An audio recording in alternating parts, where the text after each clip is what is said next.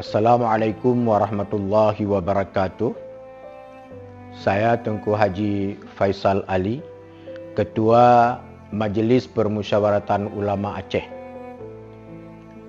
mengharapkan kepada seluruh masyarakat Aceh, terutama sekali masyarakat Indonesia secara umum, untuk berpartisipasi membantu masyarakat Aceh yang dalam beberapa hari ini menimpa musibah banjir di hampir seluruh provinsi Aceh. Musibah ini bukan hanya menghilangkan harta, tapi juga menghilangkan nyawa.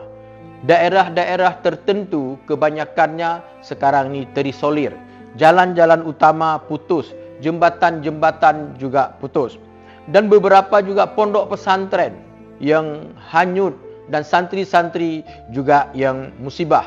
Dan juga masyarakat-masyarakat juga yang banyak musibah.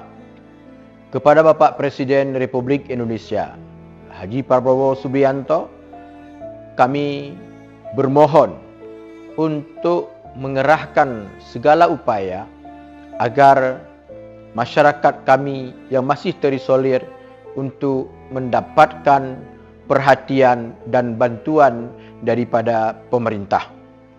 Kami berharap utamakan keselamatan manusianya dan juga harta bendanya.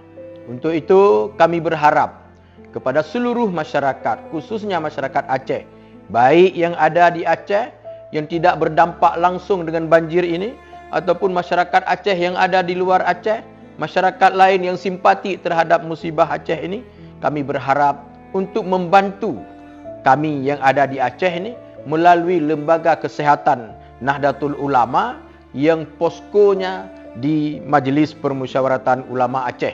Silakan diberikan apapun yang bisa digunakan oleh masyarakat kita, baik baju bekas yang layak pakai, peralatan rumah tangga, dan juga pakaian-pakaian yang lain, dan harta, uang, sedekah-sedekah apapun yang masih bisa dipakai. InsyaAllah kami dengan Lembaga Kesehatan Nahdlatul Ulama akan menyalurkan kepada masyarakat seutuhnya.